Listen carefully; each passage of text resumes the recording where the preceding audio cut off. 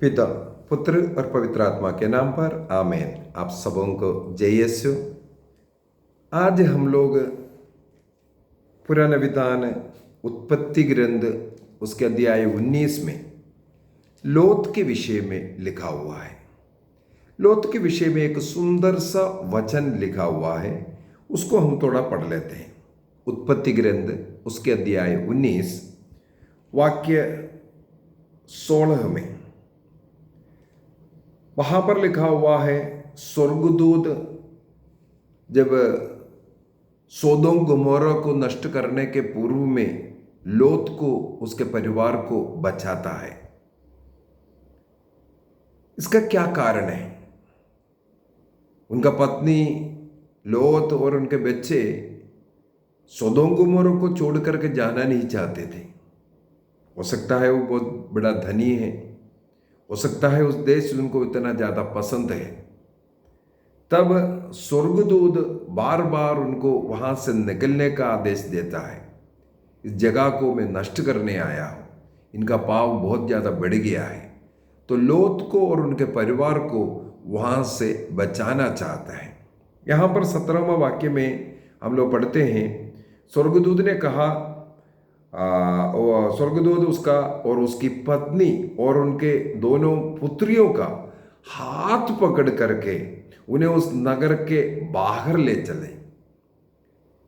क्योंकि वो अपने आप में निकलो निकलो बोलने से निकल नहीं रहा था और स्वर्गदूत जल्दी कर रहा था। जब वे लोग नहीं निकल रहे थे, स्वर्गदूत ने लोत का हाथ पकड़ा, लोत का पत्नी का हाथ पकड़ा और दोनों पुत्रियों का हाथ पकड़ करके उन्हें उस नगर से बाहर निकालते हैं। आगे लिखा हुआ है, क्योंकि प्रभु लोत को बचाना चाहता था। अभी सवाल यह है, ईश्वर उस नगर से लोत को क्यों बचाना चाहा? यदि हम लोग उत्पत्ति ग्रंथ उसके अध्याय 18 के अंदर, जब ईश्वर ने अब्राहम से कहा हम सोदोम गोमोरा को नष्ट करने जा रहे हैं, तब अब्राहम प्रभु के सामने अनुनय विनय करता है। क्या है? यदि उस नगर में 50 धर्मी लोग हैं, क्या तुम उसे नष्ट करोगे? प्रभु बोलता है नहीं। वहाँ से फिर 40-35 ऐसा आकर के आखिरी में हम लोग पढ़ते हैं, हाँ, वाक्य 22 के अंदर वहाँ पर प्रभु पूछते हैं, क्या प्रभु से पूछते हैं, क्या 10 लोग हैं तब क्या उनको आप नष्ट करोगे? वाक्य 32 के अंदर वहाँ पर लिखा हुआ है, इब्राहिम ने प्रभु से पूछा, क्या केवल 10 लोग हैं तो नष्ट करोगे? प्रभु ने उत्तर दिया, नहीं नष्ट करेंगे, नहीं नष्ट करेंगे।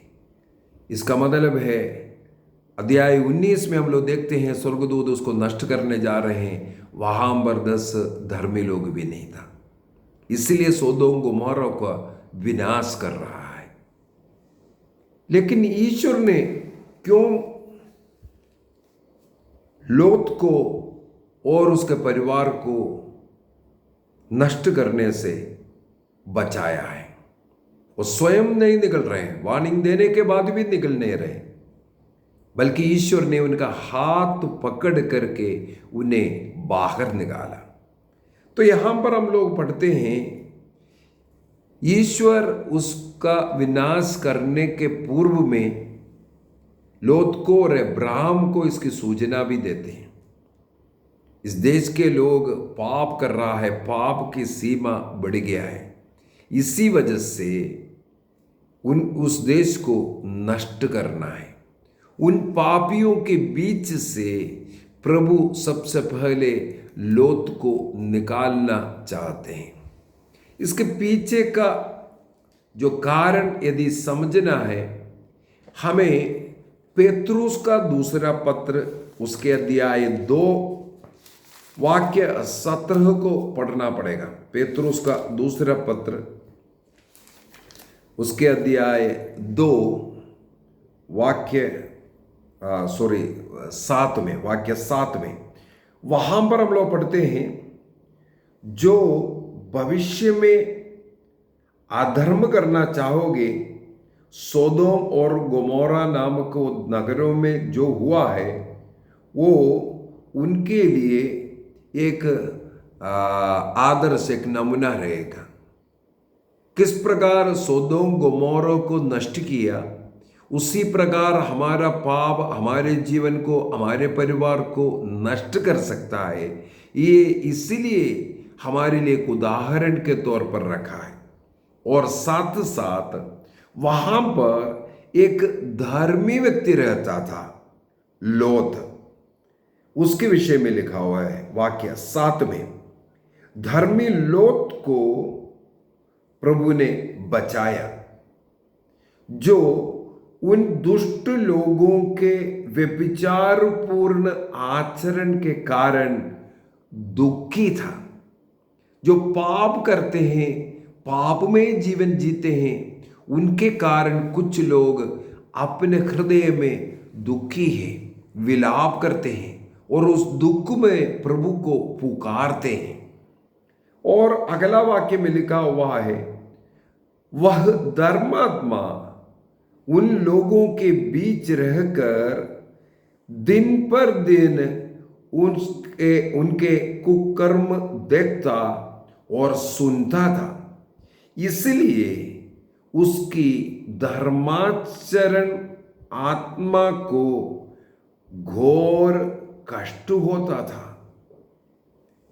लोगों का पाप देख करके, पाप में जीवन को देख करके लोथ बहुत ही अधिक दुखी था। उस दुखी हृदय से वो प्रभु से प्रार्थना करता था। प्रभु के मार्ग पर चलने वाला व्यक्ति था लोथ। यदि हम उत्पत्ति ग्रंथ उसके अध्याय 6 में पढ़ेंगे, वहां पर प्रभु देखते हैं सारे मनुष्य पाप की जिंदगी जी रहा है। उनके मन में भी बुरे विचार, बुरी प्रवृत्तियां। अध्याय 6 उत्पत्ति ग्रंथ अध्याय 6 वाक्य 5 को पढ़ते हैं। प्रभु ने देखा कि पृथ्वी पर मनुष्यों की दुष्टता बहुत बढ़ गई है और उनके मन में निरंतर बुरे विचार और बुरी प्रवृत्तियां उत्पन्न होती है। मन में हमेशा बुरी प्रवृत्तियां रखने वाला, और उनका कर्म बुरे थे। सब लोग इस प्रकार का था। इसलिए ईश्वर ने निश्चय किया कि इस देश को जल प्रलय के द्वारा नष्ट करने का, पूरे संसार को जल प्रलय के द्वारा नष्ट किया, जिसकी ईश्वर ने सृष्टि कर करके कहा ये बहुत ही सुंदर, उनको बहुत अच्छा लगा था। लेकिन पाप बढ़ने के कारण उसको ईश्वर ने नष्ट किया। इसी अध्याय का वाक्य 9 में नूह का वृतांत लिखा है। नूह के जीवन के विषय में इस प्रकार लिखा है, नूह एक सदाचारी व्यक्ति था। उनके समय पर वही एक निर्दोष व्यक्ति था करके लिखा है। इसका मतलब धर्माचरण करने वाला, धर्म मार्ग पर, ईश्वर के मार्ग पर चलने वाला और पाप से वो दूर रहने वाला, पाप को घृणा करने वाला व्यक्ति था नूह। अध्याय 6 का वाक्य 22 में भी लिखा है, नूह ने वह सब किया जिसका आदेश प्रभु ने दिया। उत्पत्ति ग्रंथ अध्याय 7:5 में भी लिखा है, नूह ने वह सब किया जिसका आदेश ईश्वर ने दिया। अर्थात ईश्वर के नियम के अनुसार जीवन जीने वाला व्यक्ति था नूह। ईश्वर के मार्ग पर चलने वाला था। वो अन्य लोगों को नहीं देखा, अन्य लोग कितना धनी है, वो किस प्रकार धन कमा रहा है, उनके पास क्या क्या सुख सुविधा है, यह सब नहीं देखता है। आजकल के ज़माने में लोग पाप पर पाप करने का पीछे के एक कारण है, अन्य लोग दूसरों से अपने को कंपेयर करता है। अन्य लोग बहुत कमा रहा है इसलिए मुझे भी कमाना है, अन्य लोग गलत कार्य कर रहा है इसलिए मुझे भी करना है, अन्य लोग प्रेम कर रहा है, भाग करके शादी कर रहा है इसलिए वो भी करता है। अन्य लोगों का, गलत जीवन जीने वालों का फॉलो करने वाला, नकल करने वाला, उसी प्रकार जीवन चलाने वाला अनेकों लोग, यदि 50 लोग एक गलती करता है, क्या वो गलती नहीं है? सब लोग यदि गलती करता है, क्या वो गलती सही बनेगा? कभी नहीं बन सकता है। इसका मतलब कितने लोग कर रहा है या अन्य लोग कर रहा है उसके ऊपर नहीं, प्रभु की इच्छा क्या है। एफेसियों का पत्र दिया है 10 अध्याय 5 वाक्य 10 में लिखा हुआ है, आप ये पता लगाते रहे कि ईश्वर को कौन सी बात प्रिय है। नूह ने यही किया, जो ईश्वर को जो प्रिय है वो बात करना, उस पर चलना। इसके बाद उत्पत्ति ग्रंथ अध्याय 7 का वाक्य 16 में हम लोग पढ़ते हैं, जब सब शरीरधारी जीव जंतु और ये नूह और उनकी पत्नी, उनके 3 पुत्र और उनके बहुएं, इस प्रकार 8 लोग और सब जीव जंतुओं में एक एक जोड़ा जब पोत में प्रवेश किया, तो ईश्वर ने इसके बाद उसका दरवाजा बाहर से बंद कर दिया। नूह सदाचारी, ईश्वर के मार्ग पर चलने वाला, बुराई से दूर रहने वाला, लोगों के साथ पाप में ना मिलने वाला, ईश्वर की इच्छा के अनुसार चलने वाला, इस प्रकार के एक व्यक्ति को जल प्रलय से ईश्वर बचाता है। और उनके उस पोत का दरवाजा स्वयं ईश्वर बाहर से बंद किया, अर्थात उस घर के दरवाजा पर प्रभु स्वयं पहरेदार बन करके उस घर की रक्षा करता है। जो व्यक्ति ईश्वर के मार्ग पर चलता है इसी प्रकार है। स्तोत्र ग्रंथ 125 में हम लोग वाक्य 2-3 में पढ़ते हैं, जो धर्मी व्यक्ति, जो धार्मिक जीवन जीता है, उनको प्रभु किस प्रकार सुरक्षा संरक्षण देता है, उनकी जरूरतों को कैसे पूर्ति करता है। जैसे यरूशलेम पर्वतों से घिरे रहता है, सुरक्षित रहता है, उसी प्रकार धर्मियों की रक्षा प्रभु करता है। हम यदि धार्मिक जीवन जीते हैं, धर्म मार्ग पर जीते हैं, हमें इसमें आनंदित होना है, क्योंकि मैं धर्म मार्ग पर ईश्वर की इच्छा के अनुसार जीवन जी रहा हूं। अनेकों लोग पापी लोगों को देख करके पाप में जिंदगी जीते हैं। नशा करता है, सारे सब लोग इस नशा को करता है। बीड़ी सिगरेट पीना अन्य लोगों को देख करके फॉलो करता है। यदि एक व्यक्ति अच्छी प्रार्थना करने वाला है, समय पर चर्च जाने वाला है, या एक ईश्वर भक्त व्यक्ति है, उसको कितने लोग फॉलो करता है, उनके जीवन का कितने लोग अनुकरण करता है। पाप का अनुकरण, पापी का अनुकरण करता है, लेकिन सत्य का, ईमानदारी का नहीं। हम लोग यही लोत में देखता है। ईश्वर ने देखा लोत एक धर्माचरण करने वाला व्यक्ति है, धर्म के अनुसार ईश्वर भक्त व्यक्ति है।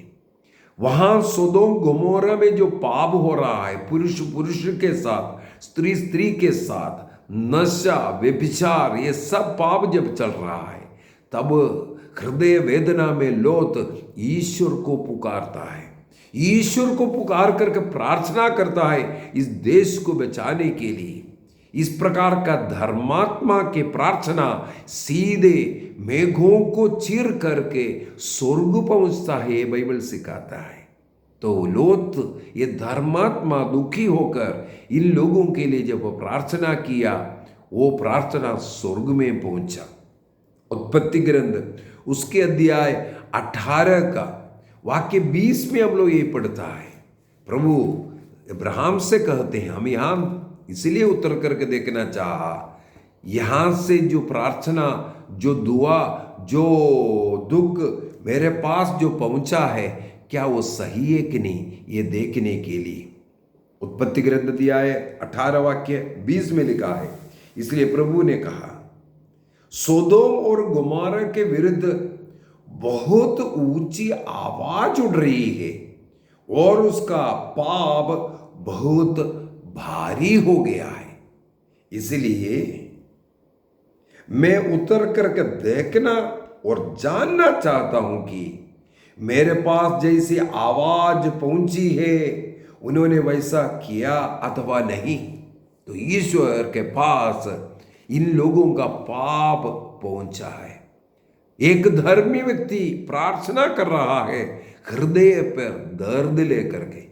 इन लोगों का पाप का वो वेदना उनके हृदय में लग रहा है, उस हृदय वेदना में वो प्रार्थना कर रहा है। ये प्रार्थना प्रभु तक पहुंचा है। हमें अभी यह मनन चिंतन करना है। हमारे घर में कोई नशा कर करके पड़ा है, कोई चर्च नहीं जाता है, कोई प्रार्थना नहीं करता है। ऐसे लोगों के लिए क्या आप हृदय पीठा में प्रार्थना करते हैं? आपके पड़ोस में, आपके पल्ली में, आपके देश में जो लोग इस प्रकार का पाप का जिंदगी जी रहा है, क्या हम उसके लिए हृदय वेदना में प्रभु से प्रार्थना करते हैं? एक धर्मी व्यक्ति का ये पहला काम है, अन्य लोगों के पापों को अपने हृदय में उठाना। ईसा मसीह संसार में आए, हमारे पापों को, अपराधों को अपने ऊपर उठाया, उसके लिए प्रायश्चित किया। और जो कोई उसमें विश्वास करता है, मसीह के शरीर का अंग बनना है।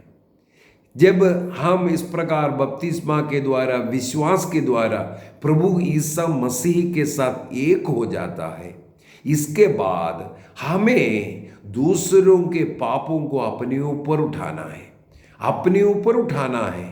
हमारे घर के लोगों का अपराध, पापमय जिंदगी, हमारे पड़ोसी, हमारे कलीसिया के, हमारे देश के ऐसे लोगों का पापों को हमें अपने हृदय में अपने ऊपर उठाना है।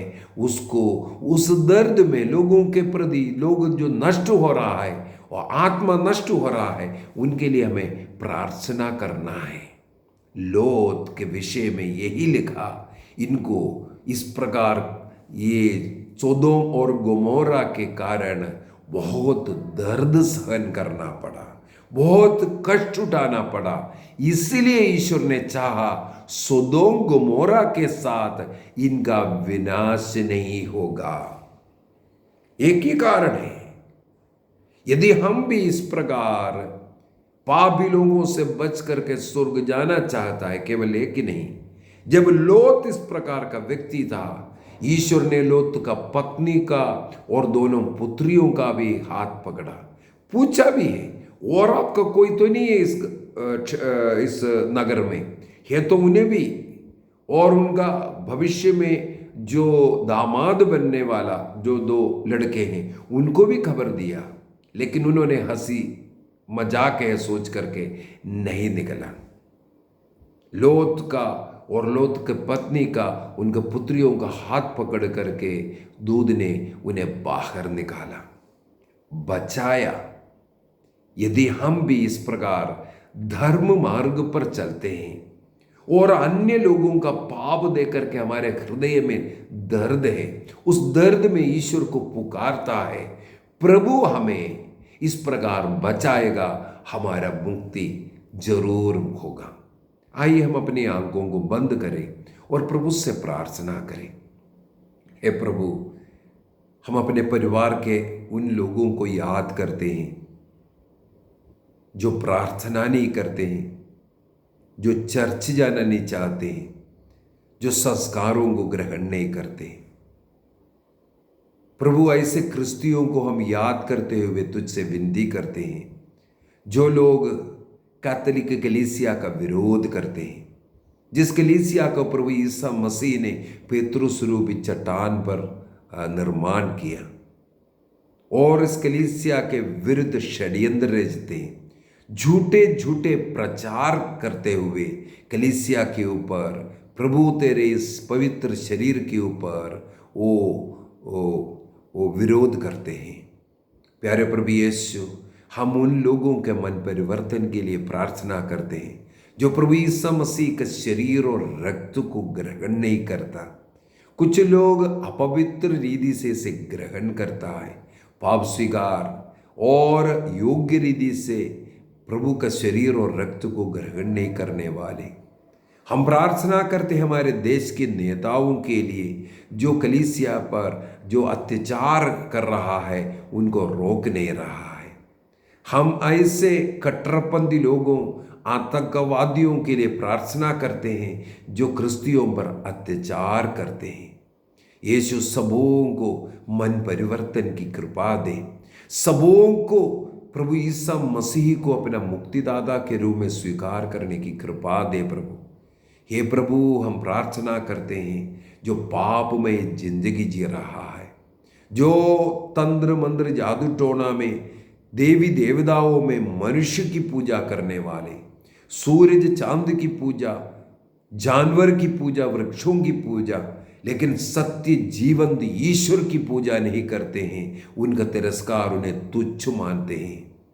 हे प्रभु, ऐसे लोगों का मन परिवर्तन के लिए हम प्रार्थना करते हैं। प्रभु को जानते हुए भी प्रभु को उचित आदर सम्मान नहीं दे रहा है। प्रभु, हम प्रार्थना करते हैं ऐसे टूटे परिवारों के लिए, जिस घर में माता पिता रो रहा है अपने संतानों के प्रति, प्रार्थना नहीं, सही ज्ञान नहीं, ईश्वरीय ज्ञान नहीं, ऐसे बच्चों को आपके चरणों में लेके आते हैं प्रभु। कृपा दीजिए, आशीष दीजिए प्रभु। आइए, सबों के जीवन में आइए, यीशु आइए। पिता, पुत्र और पवित्र आत्मा के नाम पर आमीन। आप सबों को जय यीशु। प्रभु का अनुग्रह, आशीष आप सबों के साथ सदा रहे।